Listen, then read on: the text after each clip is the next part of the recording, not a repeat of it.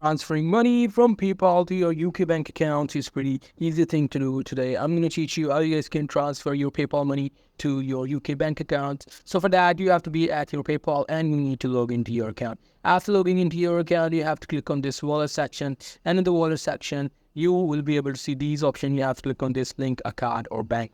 And now here you will see these three options. You just have to click on this link a bank account, and after clicking on link a bank account, you will be able to see all of the bank accounts that are available in your region. So as you guys can see, I can only see these type of American banks, but if you are in UK, you will see UK banks. But if you cannot find your bank that you want to do, you just have to go back and click on this option again. And here you have to click on link up debit or credit card. And here you have to simply click on debit or credit card. And here you have to add the information of your debit or credit card. So what it will do is it will merge your PayPal and your UK bank account. And after that, you can simply transfer money from your PayPal to your bank account or your bank account to PayPal.